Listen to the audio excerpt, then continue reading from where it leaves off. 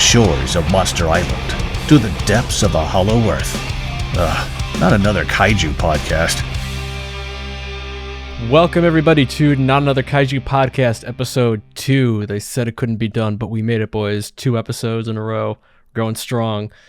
Today we are going to be diving into the wonderful world of Korean Kaiju movies. That's right. Korea's contribution to the pop culture universe is not just BTS, Squid Games, and a plethora of K-dramas. They also blessed us with some good old-fashioned Kaiju movies, and we've got a bunch here we're going to go over. Some of these are first-time views for David and myself. I think, Jacob, you've seen all the movies we're going to be talking about today, right? I have, yeah. I've seen them all. David just watched Yongari for the first time last night, and I know that because I crashed his viewing party. You did, and then you left mysteriously without saying anything. I was a little shocked. I'm like, where did Nick go? I told you twice that I'm like, it's getting late, I gotta go to bed, I'll see you tomorrow, and you didn't respond. Nick, there's like 7 other people in that voice channel. you can't blame me for not hearing you. How come I didn't know about this? What's going on, David? I didn't really say anything. People just kept showing up. I'm sorry. That's how parties work. I just opened up Discord and just like, oh hey, David's watching Yongari with a couple people. I think I'll crash this. Now, David, how much of the movie did you retain? Because I showed up about halfway through, and we spent the last half of the movie just making jokes about how the boy was covered in sewage and how he was going to grow up to be Markiplier. Yeah, I'm gonna be honest, not a lot, but I think I was able to get the gist of it and kind of be able to talk about the movie. Little boy befriends monster and grows up to have a multi-million subscriber YouTube channel. Yeah, that's all you need to know. There's quite the difference in these films with how the little boy characters handle these kaiju. Skipping ahead a little bit, if you've seen Space Monster Wangmagwi, the kid climbs the creature like it's Attack on Titan, enters its ear, and punctures its eardrum to defeat the monster. Sorry, spoilers, but I do recall him also pissing on the monster. We can't forget that important bit. Yeah, he urinates on the kaiju while inside his ear, so that that's how they take him out. But I don't know where you wanted to start and dive in. We just kind of jumped to a couple different movies and referenced them. I got our show notes. We could just go in order. I've got a movie that every kaiju fan, I feel like, has either seen or at least heard of when it comes to Korean kaiju movies, The Host. I would hope they've seen this. The best of the bunch. Whoa, all right, slow your roll. You're just going to disrespect Reptilian like that? Come on, man. Yeah, I will. The Host, Bong Joon-ho, man, probably one of the few directors to have helmed kaiju films that also has the rare title of Academy Award winner. Yes, went on to make Parasite. Yeah, Parasite, so good. But yeah, it's Del Toro with Pacific Rim and Yamazaki and Peter Jackson, I guess. Yeah. Wait a minute, Pacific Rim won an Oscar? He won it before he did Kong, but it still counts. Still counts. Wait, did Del Toro win an Oscar for Pacific Rim? Because I think King Kong 2005 won an Oscar. I wish. Del Toro directed Pacific Rim, and then he directed The Shape of Water a couple years later and won Best Picture. But for those that haven't seen this movie, why do you guys think this one stands out amongst the community's rankings so much? I always look at like the top non-kaiju movies, and this one is always in like the top 5. People love this movie. I think it's just because it's so unique. It's just like a very unique take on a monster movie. It definitely feels a little more personal, like kind of ground level, and a big part of that is because the monster's a lot smaller than we see in typical kaiju films. So I think that definitely adds to its uniqueness. But in terms of why it's so well regarded in our fandom circles, I think a big part of that is because it's Bong Joon-ho. Like, yeah, this is still before Parasite, but even before Parasite, he was still a very well regarded director in in the film industry in general. I also think it's because, much like Godzilla, this was also inspired by a real world controversy. Not maybe not to the level that Godzilla was, but this was inspired by the real world controversy of, in 2000, a U.S. military mortician had his Korean assistant dump expired formaldehyde down the drain, and it polluted the Han River, which I know it sounds like I'm talking about the movie, but he literally wrote the real world controversy verbatim and put it in his movie. The only difference is that in real life, fish didn't mutate and turn into a monster. The Han River just got really polluted, so not as exciting.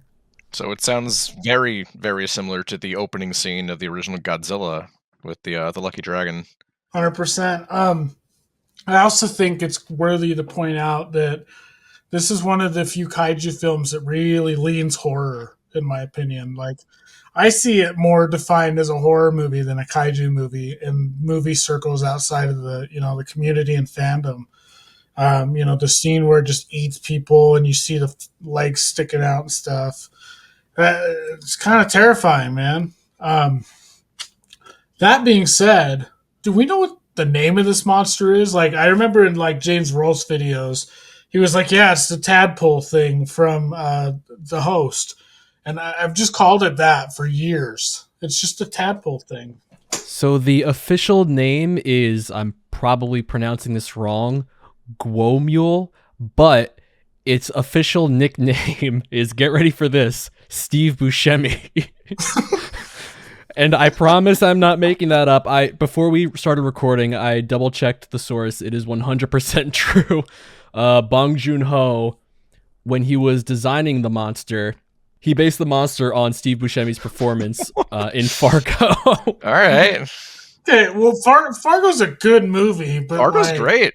It is a good movie, but I just find it fucking hilarious because what does that say about Steve Buscemi's? Like, because, I mean, if you're looking at the show notes, I have the monster next to the most unflattering picture of Steve Buscemi that I could find. So my question is Steve Buscemi aware of this connection? I hope so. How do we think he feels about this? We should ask him. He's based in New York. If I run into him, I'll let you know. All right, there's Kaiju United's next big interview. It's Steve Buscemi. We're going to ask him about how he feels about The Host. Now, I'm not sure if it's so much because of the looks, and maybe Steve Buscemi may not be the most attractive looking person out there. I don't know if that's really what he was going for, and the Fargo thing was just Bong Joon-ho saving face, so he wouldn't be like, oh yeah, I just made it because Steve Buscemi's ugly, and I wanted my monster to be ugly. So I used him as a reference. Harsh, man. But yeah, official name Guomule, nickname Steve Buscemi. So, what I was going to say, I remember seeing a video on YouTube about a sequel going around, and obviously it's kind of gone nowhere because there's been no news about it. But have you guys seen that test footage at all? I have. It's the one where they're like, they're on like a stretch of highway, and the monster is chasing the car, right? Yeah, that's the one. Yeah, I remember seeing. I saw that before I saw the movie itself. But looking back on it now, I would have loved to see it because obviously I've seen the movie now, and I would have been down for a sequel. So originally, the story goes that it was announced in 2007 without Bong Joon-ho returning as director. Development stopped briefly. It stopped in 2008 and then picked up again in 2009 with an entirely new team attached. And it was going to be a co-production between Korea and China because they had a bunch of investment from Chinese companies set up. They had the test footage in 2012, and there were a bunch of rumors circulating throughout the mid-2010s that production had started, but nothing since, and it's considered scrapped because we haven't really heard anything aside from rumors in like 2016. Yeah, that's really unfortunate. That's kind of, in my opinion, one of the projects that got away in the world of kaiju. Like one of the big what ifs. Because I think it would have been pretty effective. It's kind of like a quintessential example of a movie being stuck in development hell because I think there were some drafts written up. They originally were going to make it a prequel set in 2003. I have no idea how that would have worked, but yeah, it did make the rounds in the late 2000s and early 2010s, but yeah, nothing came of it. Yeah, I don't seem to recall hearing many updates about it at all. So I'm curious as to know like how far along into production it got before it was ultimately scrapped. I think it didn't go past the test footage because after that, through my research, after the test footage, it was really nothing but rumors. But back to what you were saying, not to backtrack, but what you were talking about, it works because it's also a horror movie. I mean, me personally, I'm big on like the environment and atmosphere in movies, and I just love like how after the monster attacks the park in the beginning, every scene takes place either at night or on a rainy day. Like the sun doesn't shine, and I really love how that emphasizes the horror atmosphere and how the monster could be it's not that big, so it literally could be around any corner and sneak up on you, just like that one scene where that truck driver pulls over to pick up the whatever the Korean version of a dollar bill is, which I don't know how he saw that. It was literally submerged in water, but he's like, oh hey, look what I found, and then gets just eaten up.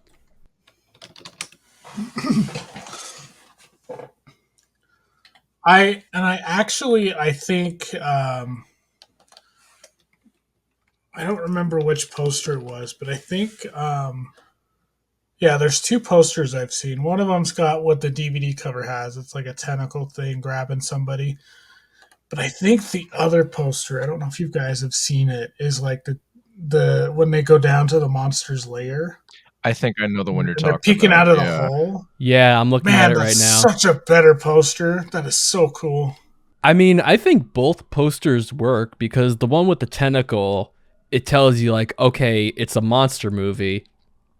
And then the other one, it's like, okay, it's two kids in a sewer. It could be anything. I'm not saying that like it's a bad thing. I'm saying like there's some ambiguity there and mystery. Like, ooh, the host, what's this about? There's like a Blu-ray cover of them peeking out of the sewer, and then like there's the creature photoshopped in, and that's kind of dope too. But I know that I do think, going back to why this movie made such an impact on kaiju fans, is I think it came out at the right time. You know, there was no Godzilla. We had a trilogy of great kaiju movies that weren't Godzilla. You know, you had Jackson's Kong, which I think is great. Still holds up. The Host, turning 20 next year. So. Oh my gosh! Don't remind me. We got The Host in 2006, and then 2007's blanking for me, but we had Cloverfield in 2008. Oh, so yeah. It's like that era of great, unique kaiju films. Stuff that got us through the drought. Exactly. It held everything together in a way. I never really thought about it like that. Yeah. Would you, consider 2007 Always Sunset on 3rd Street 2? I mean, I know it was literally just the opening to a non-kaiju movie, but it was something. Yeah, I guess we could throw that in there. That kind of went viral on the internet. New Godzilla movie 2008 trailer, and it's just that clip. Those were the days, man. If I looked at everything that was released in 2007, I could probably do my thing, work my magic, and stretch the definition of kaiju. Well, what was the Asylum working on? Because the Asylum is always shitting out low budget crap, but it's like we had Primeval, the movie about Gustav, the giant crocodile. Not to get off topic, The Mist has a couple giant monsters. Oh, that's true. The Transformers, I guess. Mecha. That's like synonymous with kaiju. Yeah. It's close enough. Yeah, no, I never really thought about it like that, like how this movie and also Kong and Cloverfield kind of got us through the Godzilla drought. But yeah, now that you mention it, it's probably a big reason as to why it's so well regarded now. Yeah, same. I mean, when you think back to that time, people talk about that time as if we literally had nothing. That's not entirely true. We just didn't have any Godzilla. We had kaiju and monster movies. 100%. And I think that's a great segue into the next film that we want to talk about, because contrary to the host, the original Yongari, I believe is how it's pronounced, came out in what many call the year of the kaiju, which is 1967. Think about all the kaiju movies that came out in 1967. Obviously, this movie, Yongari. We had a Gamera film. Please remind me, I'm blanking right now. I think it's Gauss. Gamera versus Yes, Gauss. Gamera versus Gauss. We also had Gappa, the Triphibian monsters. War of the Gargantuas a year earlier. Oh, a Son of Godzilla. The X from Outer Space. Son of Godzilla. Oh, I forgot X from Outer Space was that year too. Yeah, this was like the year that everyone cashed in on Godzilla Mania. It was the Kaiju boom. Excuse me. It was the Kaiju boom indeed, sir. King Kong escapes. King Kong escapes. I mean, if you ask a historian, they'd probably say the golden age of Godzilla and Kaiju ended before this. But a lot of fans will call this year the year of Kaiju just because so many came out. What would you call, not to go off topic, but what would you call what we're in now? Because we got like -1, the Monsterverse. I like to refer to it as the Renaissance. Me too. I like that. I'm a comic book guy, so I kind of go in ages. You know, the golden age was 33 to 65. Silver age encapsulated 70s Toku. I'd say the Bronze Age was the Heisei era. Oh man, a lot of people in comics call the next era the either the Platinum Age or the Modern Age, and I would either say that or like you said, a Renaissance or a revival period. I think it's also worth mentioning that this was a South Korean Japanese co-production, and Japan's role in this was the Toei company handled the distribution in Japan and the special effects. And if that name sounds familiar, it is the parent company of Toei Animation, and they are responsible for animes like One Piece, Dragon Ball. So it's really cool that this like really prominent name in the anime sphere has history with kaiju. Toei also does Kamen Rider, Super Sentai. Toei's live action division is like god tier status with its tokusatsu television. They went on to do like Kamen Rider and Sentai, and they have a bajillion incredible shows that were overlooked around this time. So I think it's kind of fitting that they helped with tokusatsu production, quite honestly. I'm not surprised because I think they actually did a kaiju film. Hang on one sec. You guys can keep going. I got to look something up. I have written down here that the suit actor for Yongari, Kyung Min Cho, this was his first and only movie role. Damn. God, I wish that were me. I wish that were me. So here you go, guys. So Shout Factory just put out a wonderful Toei Tokusatsu collection, and there's a lot of amazing movies from that time period. But I want to highlight the Magic Serpent. I think it's released as other different titles. Like its literal title is Great Dragon Battle. But it was released by Toei in 1966. So you also had Toei cashing in on Kaiju Mania. So my assumption is, well, Toho is not unavailable. We need someone to help us make a kaiju movie. Let's grab Toei. They made the Golden Bat, the Magic Serpent. They're doing really great at lower budget tokusatsu stuff. All right, so we talked about the suit actor. Speaking of which, the suit was also made in Japan, and the director reportedly didn't like it, but they were running low on time, so he was just like, all right, I guess I'll just have to learn to deal with it. But David, you were talking about yesterday when we were watching this how I brought that up and you said you actually liked it. I like the suit a lot. It's a little slimmer than I would expect from any kaiju movie, but I think the design, like, in terms of sort of quote unquote generic dinosaur kaiju, I think it's a pretty iconic design. Like, if they had done sequels, I could see Yongari kind of being in the upper echelons, like with Gamera. Well, they kind of not necessarily a sequel, but I mean, not to get we'll get to that in a minute. Yeah. But I do think, yeah, I do. Sorry to cut you off. I do think that there's a sect of fandom that really appreciates Yongari now. I mean, look at Titanic Creations just did a figure, perhaps one of the first of the classic Yongari, and it's selling really well. It's doing great. I feel like there's a lot of examples of that where a director or a filmmaker doesn't like a certain aspect of a movie, but the fans turn out like they actually love it. I know James Cameron with Aliens. So Aliens, a lot of people like the original graininess of the film, but he reportedly hated it. And now I know a big controversy with that 4K that they just released. It did away with all the grain. People are like, oh, I like the grain, but everyone's like, well, this is actually what James Cameron had envisioned. He didn't want it to be as grainy. You all right there, buddy? Yeah, I'm good. But so it's kind of like that where the director, he hated the design, but most people you ask saying like, yeah, I like it. It's not that bad. Which, I mean, it makes sense that it's so good because, I mean, you have Masao Yagi, who is the son/nephew of Kanju and Yasuo Yagi, the Yagi brothers, who worked on the original Godzilla, Mothra, King Kong versus Godzilla, a bunch of the classic Toho stuff. And even Masao himself worked on a bunch of the Gamera films, Ultraman, the Yokai Monsters trilogy.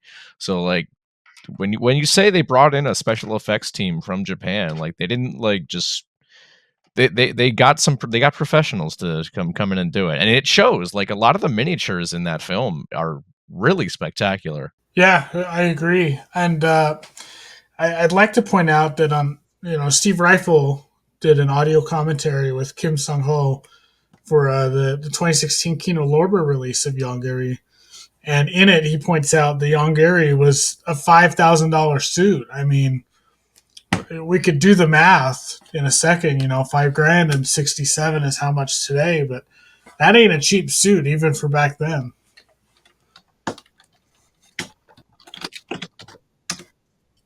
It's about, according to quick Google, is 47 grand. Whew. That's not a cheap suit, guys. And if you haven't listened to that commentary, I highly recommend it. Of course, for those of you that don't know, Rifle is one of the chief academic experts on the Godzilla franchise. Of course, he knows a lot more about cinema and culture studies as a whole, hence his commentary on Yongari. But there's just so much information in there that probably wouldn't be available otherwise. I used that commentary to source a lot of these show notes, so thank you, Mr. Rifle. So I think before we move on, we should mention the partially lost media aspect of this movie. The English dub version is the only full version to exist, and the reason for that is the filmmakers were very inexperienced with international releases. It wasn't that common in Korea back then. So they sent the original materials to Japan and they never saw them again. And as somebody who works in production, that's exactly why you make copies and backups. That sounds like a frequent occurrence in the 60s with non-Hollywood movies. I mean, you could bring up another Korean movie we'll talk about in a minute. We could talk about Wangmagwi. We can Doctor Who at the BBC. We lost most of those episodes. I don't think they were really great at preservation back then. There's a really good Sci-Fi Japan article written by Kim Sung-ho about this whole thing. I highly recommend you check it out. It has a lot more info on how it was shown on television for the first time in 2011, I think, is what it said, which is kind of crazy. On Korean television, or? Yeah, Korean television for the first time. Are we ready to move on to movie number 3? Yeah, why don't we talk about that Young Gary remake? Also Here we go. Also known as Reptilian. Also known as Yongari 2001 Upgrade Edition.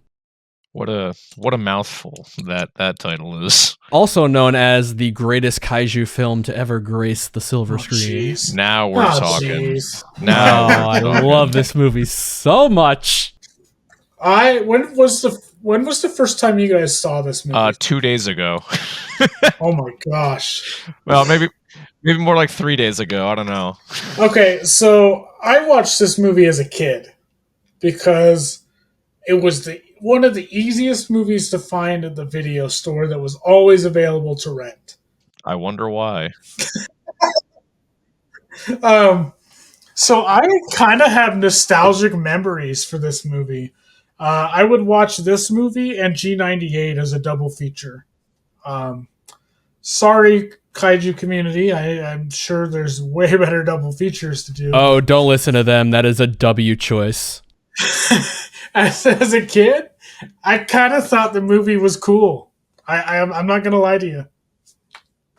You guys are like, it's always been cool, Jacob. I will say this. It is an objectively bad movie, and I said this last episode, but as a bad movie that you put on to laugh at, it is perfect. Yeah, I mean, that's kind of how I felt about it. I knew going in that it was going to be bad, and I was not disappointed. That's for sure. That's exactly how I went into it, and I feel like if I had no prior knowledge to this movie and went into it expecting something on par with the original or something that is objectively okay-ish, I would have been like, what the fuck is this? But going into it knowing that, all right, this is like a shitstorm, like you walk away and be like, you know what? I don't feel like my time was wasted. I had fun laughing at it. Yeah, I will say, I think I would have enjoyed it a lot less had I watched it by myself. Thankfully, I convinced a friend of mine to join with me, and so we got to suffer together. But it was a blast. To me, it had a very similar vibe. It's very much an Asylum style film, and also like the how dare you compare this gem with such garbage. There's also this is going to be kind of a Venn diagram, but it also felt like, the old Sci-Fi Channel made for TV movies that they'd play on the weekends. Like, it was that vibe exactly. And I think I've even seen them playing Reptilian back in the day. I may even watch like the first 5 minutes of Reptilian, went, wow, this is bad, and then I turned it off. Little did I know. Can we talk about the iconic line, or should we? Oh, please. The most iconic line in cinema history. Or should we keep this a family-friendly podcast?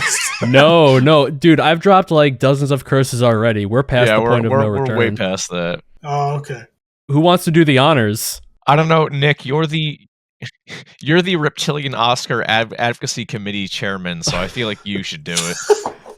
Compared to this guy, Godzilla is a pussy. Incredible. Cinema, Martin Scorsese. I knew the line was coming. Somebody wrote that. I'm curious, because I haven't seen the Korean version with subtitles. I want to know if that was a dubbing thing, or if they actually wrote that line in Korean, and the screenwriters were like, "Yep, that's it, man. That's a banger line." Was it dubbed? Because it seemed like it was mostly American actors. From what I understand, the 1999 version only premiered in Korea, and I don't think it got a home video release, but it did well enough that they were like, you know what, let's re-edit this. So like, let's make another cut. And by another cut, they essentially remade the whole movie with reshoots.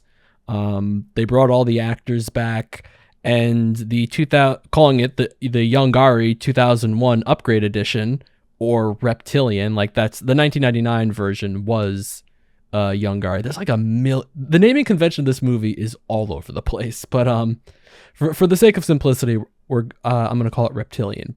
Anyways, the 2001 re-edit is the one that most people have seen and the one that's most available. Do you know what the differences are? I know one of the key differences was that the original one, the story had it set up for some sequels, which obviously never happened. Shame. That's like the biggest thing. The biggest thing was the 2001 version had improved CGI. That was improved CGI. Yes, it was. Oh, well. State of the art for 99, baby. You know what? Honestly, like, it screams 90s CGI. Like, have you guys ever seen a movie, The Lawnmower Man? I have not, but I know its reputation. The CGI in that movie is kind of on par with this one. And a quick side note, the company that did the CGI for The Lawnmower Man was the company that would eventually become Rockstar Games, the GTA Rockstar Games. That's insane. Okay. Yeah, that's an interesting little piece of trivia for you.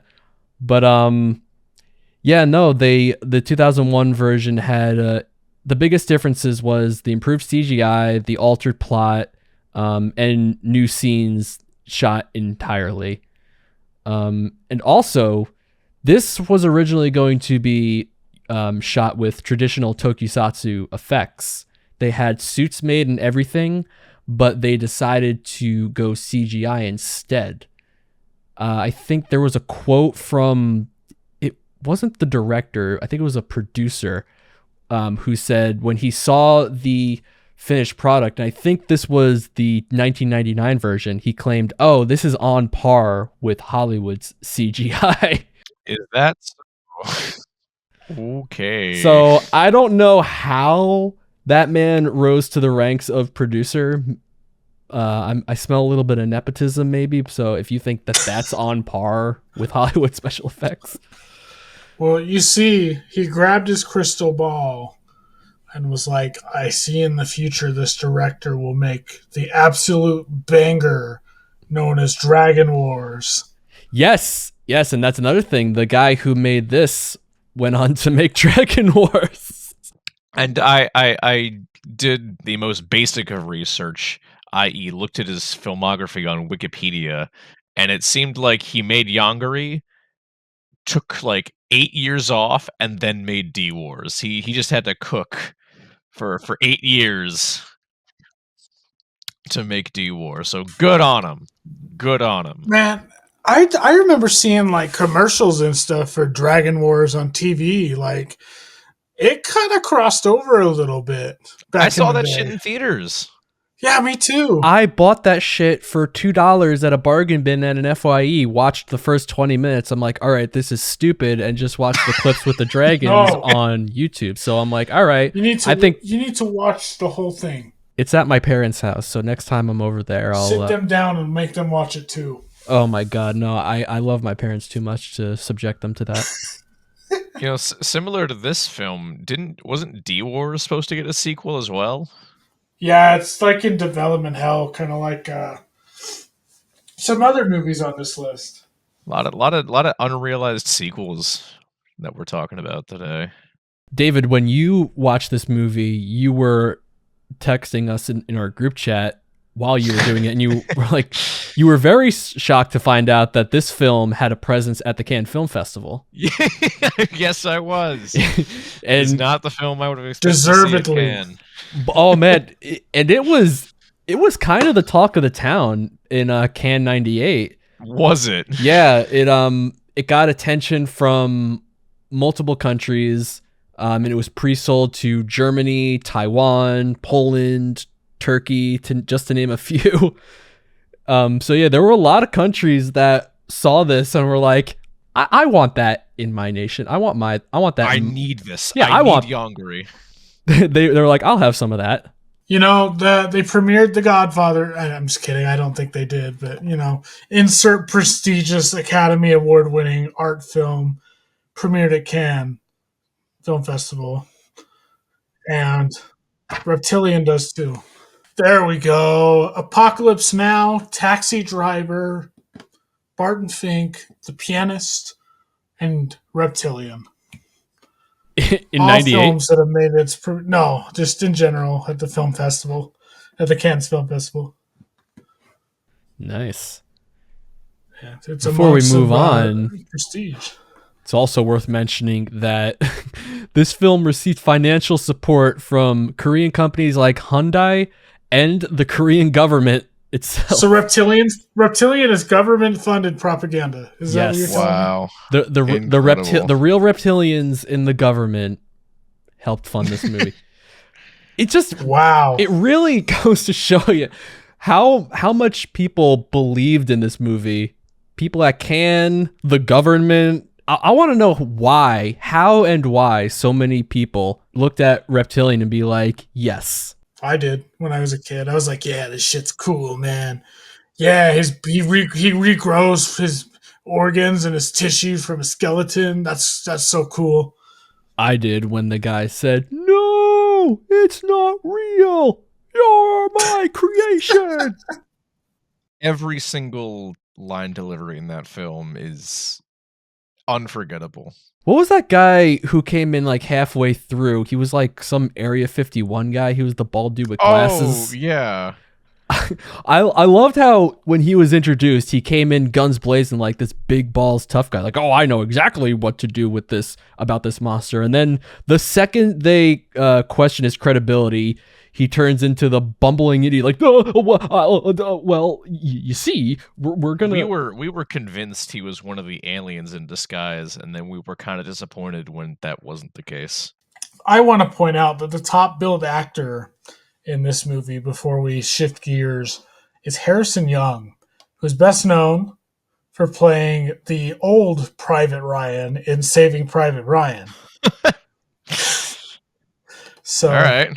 That gif of Matt Damon getting old is the same guy that's top billed in this movie. My headcanon is that he's suffering from post-traumatic stress disorder so hard he's living in a fantasy world where he's a paleontologist. And oh, no. Was that in poor taste? I'm sorry. Oh, can we talk about the motion picture event of a lifetime now? Yes. A film that I also watched for the first time last week. I love this goddamn movie so much. Ladies and gentlemen, it's not the eighth wonder of the world. It's Ape. Oh my goodness, what a movie. AKA what, Jacob? Attack of the Giant Horny Gorilla. Incredible title. What a title, man. That's like the apex peak of the Kongsploitation mountain. I feel like we could do a whole episode on Kongsploitation movies. Oh, we could. But this one specifically was released to cash in on the 76 Kong. It was also, interestingly, shot in 3D, which is kind of dope. For such a trash bin movie. Oh, so you could have seen the monkey flipping you off in 3 dimensions? That's huge. Yes. That's so metal, dude. So this was, like every other movie we've talked about so far, a co-production between Korea and another country, a U.S. to be specific. This movie was the brainchild of director Paul Leader and producer Jack H. Harris, who is known for producing both versions of The Blob. Oh, of course. Dinosaurus, Equinox, 4D Man. No, Equinox? Yeah, he also produced, what was that John Carpenter? It was pretty much like a parody of 2001: A Space Odyssey. Dark Star. Nice. Like you mentioned, Jacob, this was made to cash in on the hype of King Kong being remade at the time. And they pretty much went all over the place to try to find support for this movie. They went to a couple Italian movie companies. They actually went to Toho interestingly enough. But Toho, their rights ran out, so they said, yeah, sorry, we can't help you here. And then they went to the Lee Ming Film Co., who gave them financial support, and yeah, they made it in South Korea. Also, fun fact, there's I learned a lot when researching these movies. Paul Leader's daughter was the director who made Deep Impact. You know, that disaster movie with Elijah Wood and Morgan Freeman? That's crazy. So yeah, they did that when word was getting around that they were going to be remaking King Kong. The whole movie was filmed in just 14 days. Oh my God. Yeah, 14 days. And the whole production as a whole was rushed. And goddamn does it show. Well, the whole budget was about 23 grand, which is, I don't know, pennies. But it was 1976, so inflation calculator, that is about $127,000 right now, which is sizable but low budget. That's a micro budget by today's standards. Yeah, 1,200 of that was reportedly for the miniatures. They also they were advertising this movie when it was in production as the new King Kong, which got Kokuje Movies and Lee Ming Film Co., the two production companies that financed this, in legal trouble with RKO, and they were sued for $1.5 million, and that was in 1976. So inflation calculator. That's a lot. That's a lot. How much are they sued for? 1.5 mil. That is about 5.5 million. Not as much as I was expecting, but still. But yeah, it came out in like this 70s exploitation era, especially, you know, with Jaws and King Kong being big blockbusters of the later 70s. I mean, he fights a big shark. There's a big shark on the poster. Why do you think they did that? But man, I'm missing out. I clearly should have watched this movie. Oh yeah, that's right. You haven't seen it. What are you doing this Friday? I think I'm watching Ape. I'm gonna hold you to it. Get everybody that was there yesterday. Call up Quasies, call up Naomi, call up Brian. Say, hey, we're watching Ape. This is non-negotiable. Have you guys seen The Mighty Peking Man or Pecking Man? I have by the Shaw Brothers. I see a lot of compare and contrast to this movie. How so? Because I mean, it's a low budget, capitalized on King Kong. Okay, well, besides the obvious. That's about it, dude. Mighty Peking Man is like a giant gorilla movie from Shaw Brothers, who's, you know, they're known for their kung fu movies. They make really great martial arts movies. Was that the one that was re-released by Quentin Tarantino? Yes, in '99. What? On Rolling Thunder. Yep. I did not So know. perhaps Peking Man got a little more accolades than the cinematic masterpiece that is Ape. I think it's funny that this film inspired a lot of other ripoffs to do similar things. Like, not to go on a tangent about unrelated movies, but Zombie 2, released in Italy by Lucia Fulci, has the zombie fight a shark. Ape did it first. Ape also fought a giant snake for no reason that was just chilling in the woods. that snake just came out of nowhere. Like, why is there a giant snake in the tree? How come nobody is flipping a shit at that there's not only a giant ape, but a giant snake on the loose? Who cares, dude? He smacks a helicopter and gives it the finger. Like, come on, man. Where have you seen that? There was so much buildup to get to that point, though, because this movie, and David, when you watch this, you'll know what I'm talking about. This movie is only an hour and a half long, but it sure as hell didn't feel like that. It felt like 3 hours, because there are sequences in this movie where it drags, and I mean really drags. Like, before the final confrontation between the gorilla and the army, it's like the army rolling up to the countryside where they're about to fight the monster, and they replay the same clips over and over and over again to try to emphasize that, hey, we got a bunch of tanks rolling up to fight the gorilla. Which I don't think they needed to do because they were working with the U.S. military themselves and they gave them everything they needed.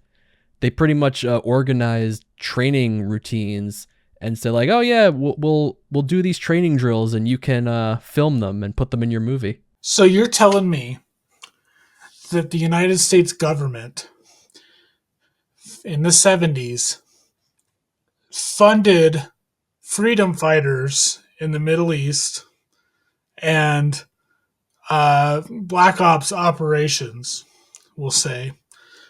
And they also funded this movie indirectly. I don't think they funded it. They just had cooperation with the filmmakers. They pretty much said like, oh yeah, well you need scenes with guys jumping out of planes and helicopters landing and soldiers running around. All right, we'll set up these training drills and you can film them.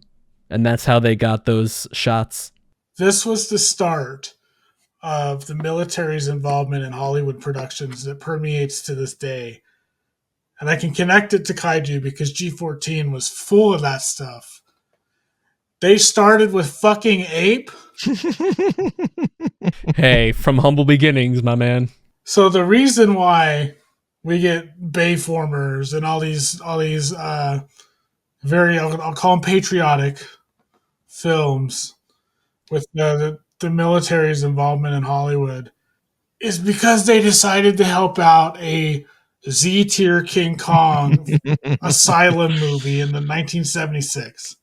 That blows my mind. I'm sure if we did a simple Google search, we'll find that this wasn't the first time the U.S. military cooperated with a film production, but let's just pretend I'm too lazy to reach 5 inches to my keyboard and type that in and just say that, yes, Ape started it all. Hey, that's my headcanon now. Ape started it all, okay? It's fine by me. But speaking of government propaganda. Nice segue. Love it. Love that transition, Jacob. Why don't we talk about the elephant in the room, huh? Don't you mean the bull? The bull in the room. You listening at home, you knew it was coming. We're going to talk about Pulgasari. We got to. You can't have this list of highs and lows without this movie. Which I also watched for the first time. Oh my gosh, wow. I saw this for the first time as a teenager, and I don't remember a lot of it. Where did you even see it like that young? It was on YouTube in 360p. I think I watched the same video you did because it was probably.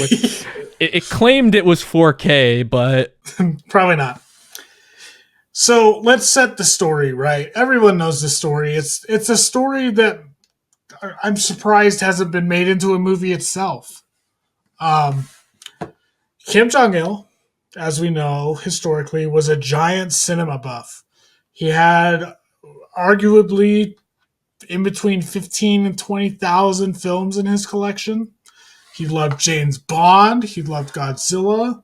He loved Steven Spielberg movies. He's one of us. Yeah, like he was an avid film buff. Yeah. However, he took this to the extreme. He wanted North Korea to have a burgeoning film industry like Japan or Italy or France in the French New Wave.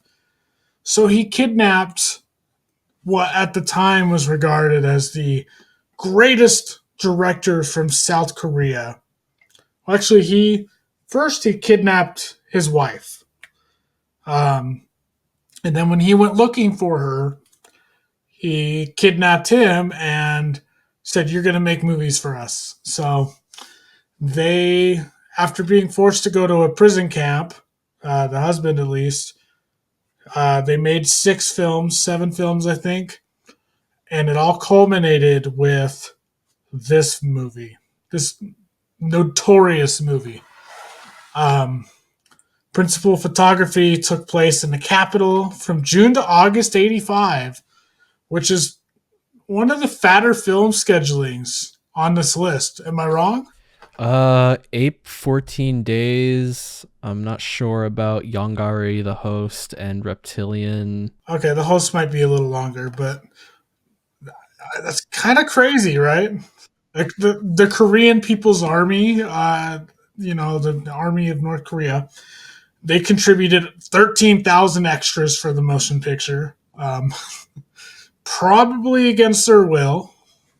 So at the time, it was about $2 to $3 million for a budget.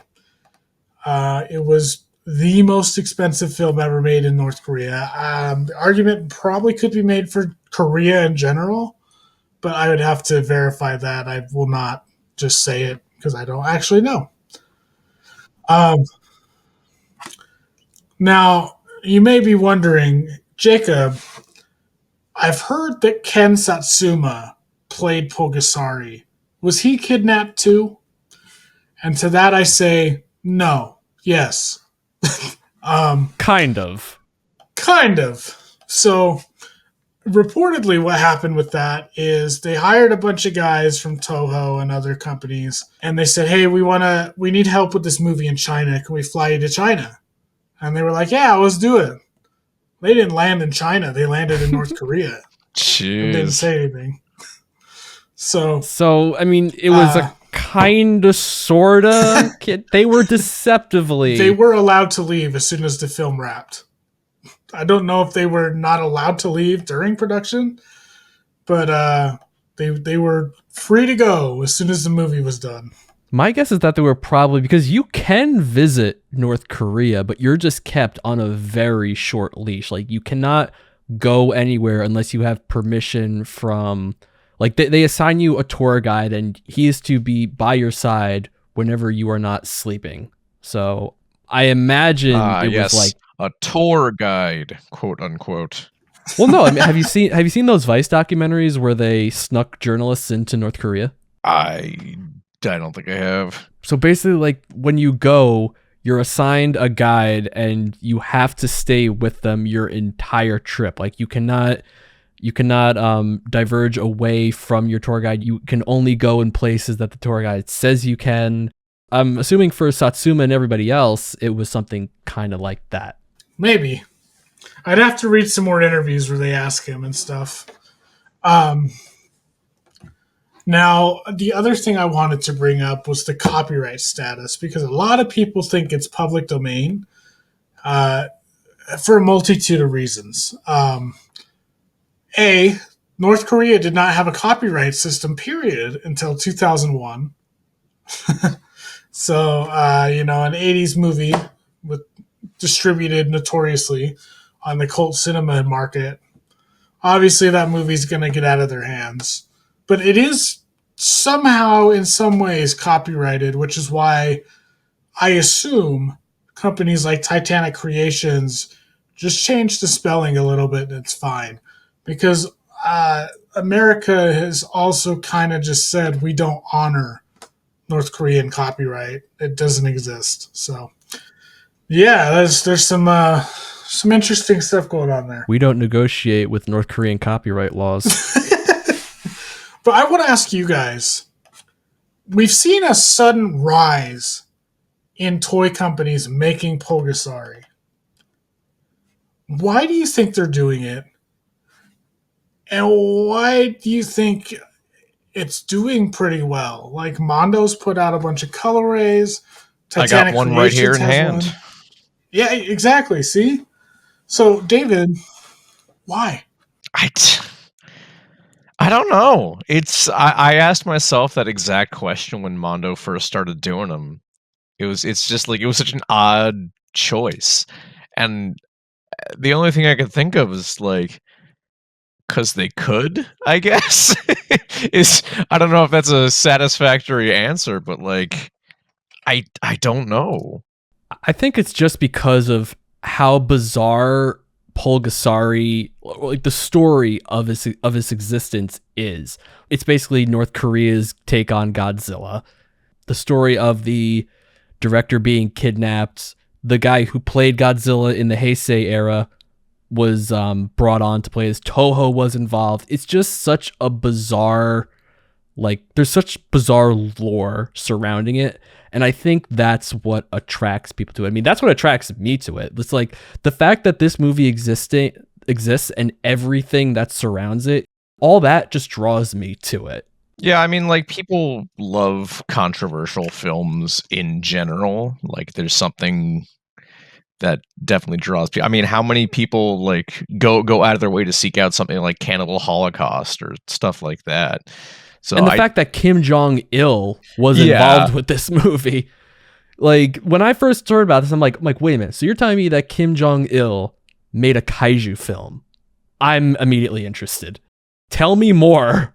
Now I got some rabbit holes for you. It's a rabbit. It's like such an interesting rabbit hole that it's naturally going to attract people to it. I agree. And I failed to mention also, it's a loose remake of the first Korean kaiju film ever, which is Bulgasari. And that film is considered lost, unfortunately. But did you guys know that there's an American remake of Bulgasari? I was going to ask about that. Is it a remake or like a recut? It's a remake. There is a movie from 96 called Galgameth, or The Legend of Galgameth. And it's loosely based on Pulgasari. Holy hell. That is Pulgasari. It is it's directed by Sean McNamara? McNamara, yeah. Now, this guy has directed Casper Meets Wendy, Soul Surfer, and this year premiered Reagan. No. Wait. What'd you say, Jacob? He directed the Reagan biopic that came out this year. He also did some work for television, being the executive producer for That's So Raven. And holy shit. What an interesting filmography. If you remember this show, you get brownie points. There was a short-lived series on Cartoon Network called Out of Jimmy's Head. Yes. Oh my god. Wait, this guy was involved with that? I fucking loved that show.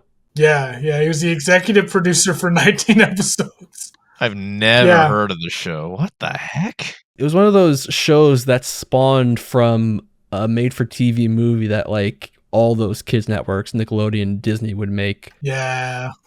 So yeah, this guy directed a remake of Pulgasari. That's insane. Yeah, I remember the movie of Out of Jimmy's Head, and I watched a few. I really liked the movie, and I watched a few episodes. That was the one where his mom was an astronaut, his sister was an alien, and his dad was just stupid, right? His dad was just stupid. Out of Jimmy's Out of Jimmy's Head was based on Reanimated, where the kid gets hit by a train, and then he can see cartoon characters. Oh, he did Even Stevens too. Okay. Oh wait, that I thought that was also the name of the movie Out of Jimmy's Head. No, it's called Reanimated. Anyways, yes, this was. I'm sorry, I'm stuck on this. This was his sister was an alien. Jacob, you're the one who said you were taking us down a rabbit hole. This is all your fault. Yeah. So now Galgameth was played by Felix Silla, who played Cousin It in the original Addams Family, I believe. He was one of the hang glider Ewoks, just a lot of character work, suit acting. And Doug Jones, Abe Sapien. Among other things. So yeah, that's a little known fact. That's wild. It is listed on Wikipedia as a kaiju film. Who wrote it? Okay, so the writer was Michael Angeli. He was a co-executive producer of Black Sails. Oh my god! He was a co-executive producer in Battlestar Galactica. Okay, so he's got some credits. He's currently in July 2013. He was revealed that he's working on a currently unannounced game by Santa Monica, the guys who did God of War. I don't know. So it's probably God of War. It said it's currently unannounced, so I don't know if he's still working on this or not. I don't know, but yeah, Pulgasari, what a legacy. I'm still just looking up pictures of Out of Jimmy's Head. That was that was a movie. You're stuck in Out of Jimmy's Head. You triggered the nostalgia switch in my brain. But it is worth mentioning that all of these stories are based on Korean mythology. So really, they're just adapting that legend or folktale or whatever. And that this movie was also a co-production. We still have yet to get to a movie that was made solely by a Korean company. Was this next movie made by? So moving on, Jacob, you are the only one who has seen this movie. So I've seen Space Monster Wangmagwi. Okay, never mind. So I guess I'll sit down. I remember very little of it, but I've seen it. So, I mean, the notable thing about it is it was considered one of the biggest lost pieces of media in kaiju film history, which is weird because it wasn't technically lost. It was just held prisoner by the Korean Film Archive. They would host screenings of it and not allow any screenings outside of Korea. So nobody had really seen it. That is until SRS Cinema was just like, hey, we got it. Nobody really knows how that happened, but it took a lot of effort and I'm sure some money. But I had an opportunity to see this in a theater setting last year, but I went to go see Yongari instead. Shout out to Film at Lincoln Center. It was this and Yongari were part of their 1960s Korean cinema showcase. They actually quoted Kaiju United to advertise that event. Hell yeah. Can I get free tickets? Does that mean no, I can get I free? don't think so. Ah, damn. But it was like this quote from a joint review I wrote with Sean, who's no longer on the site. And it was just like how Wangmagwi was like a romp of a monster movie. Because we had fun with it. I'm going to be honest with you. I had a lot of fun with Wangmagwi. It's kind of different in a way. Like, it's kind of a meh movie, but like the HD transfer the Korean Film Archive did is gorgeous. Like, I would have nominated this Blu-ray release for one of the best transfers of the year. It's got really legacy good behind it. Yeah, it's an important title. It's also got some humor, some of it questionable. How so? Well, there's these two gentlemen who basically say, if we survive this attack, you can have my wife. Yeah. No. And it's like a running bit throughout the entire movie too. Yeah. So this movie is advocating for cuckoldry. I mean, if you want to word it like, sure. Oh no. Yeah, and as I said earlier, this was the second ever Korean monster film. The first one's Lost Forever, supposedly, and that's Bogasari. So this one took a different approach, and it's a bipedal kaiju. But I was kind of baffled by the opening, David, when they were in the spaceship before they send Wangmagwi down and make him giant. It was, oh my gosh, I don't remember what the aliens looked like, but I remember it being like, what is this, like, retro tech, like, classic 60s sci-fi set that they got going on? Like, is this an episode of Star Trek? It does feel very removed from anything else that like Japan was sort of doing, because like this was 67, so we'd kind of moved on from like that vibe that Toho was doing in like the early 60s. So yeah, it's strange. And again, I haven't watched it in probably a little over a year now, so it's not as fresh in my head, but yeah. Yeah, it's got some weird moments. Like, I mean, we brought it up earlier. The kid climbs up on the kaiju and punctures his eardrum and pisses in his ear. Like, what other kaiju film has done that? Like, I was baffled. I can't think of anything that's really done that. Could you imagine a Gamera Showa film, like a Showa Gamera film, where the kids are like, "Gamera, here comes Giron," and they just fucking take a piss on Giron? But like, in what world? Like, what was going through their heads when they made this film? Is it are we just reading it wrong and it's like a secret comedy masterpiece, or is it just? I don't think a little boy peeing in a kaiju's ear is lost in translation, Jacob. No, but no. I mean, I do remember when I watched it, I felt it was very similar tonally to some of Shinpei Hayashi's films, like especially the second one, Raiga. Like, just it's kind of weird humor. And a big part of that was, the two men offering up each other's wives and stuff like that. It's just, and it kind of comes out of nowhere too. Like you said, it starts off like kind of grounded-ish with the aliens, and then it just kind of goes in weirder directions. It's kind of all over the place, but I can't help but respect it for that. Yeah, it just, I don't know. But in Rifle's commentary that we brought up earlier, he also mentions that Kyukdong Entertainment, the producers of Yongri, they sued Century Company for producing this film because they said it copied Yongri. David, you've seen both. Does it copy Yongri? I don't think it does. I mean, what? I don't think it does. I mean, again, Wang Magui is not as fresh in my head as Yongari is, but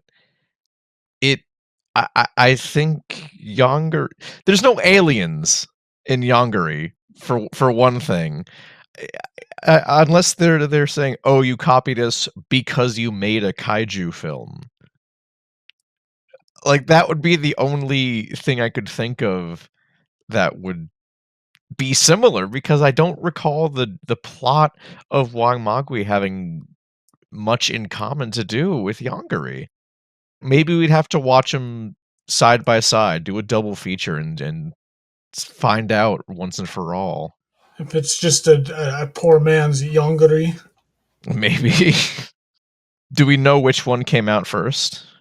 Yeah, by a few months, it was Wang Magui.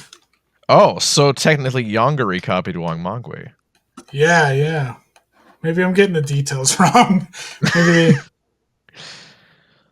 But yeah, I mean, that's really all I got to say about this movie. Like, I think it's worth watching just for its historical importance, because it's the oldest existing Korean kaiju film that is available.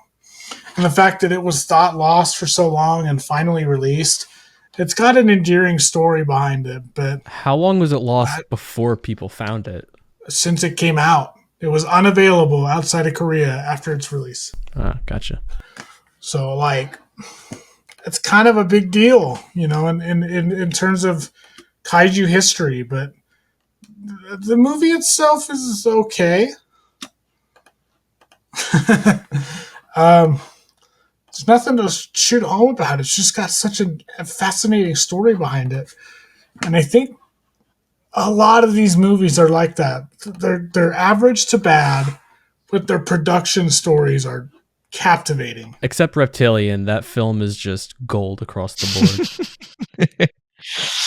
It's what the kids call cinema. Kino. Cinema. Before we wrap things up, how would we rank these movies? I know you're number one, Nick, so I won't even ask.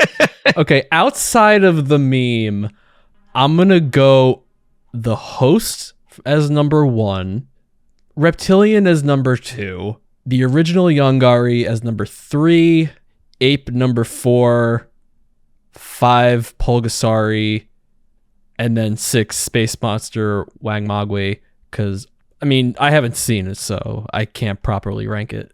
That's fair.